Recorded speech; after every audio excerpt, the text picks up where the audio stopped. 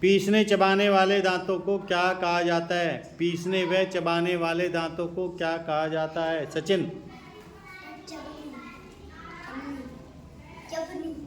तुम बोलो। चवर्णक, सही उच्चारण है चवर्णक, ठीक है। और चवर्णक का मतलब क्या होता है?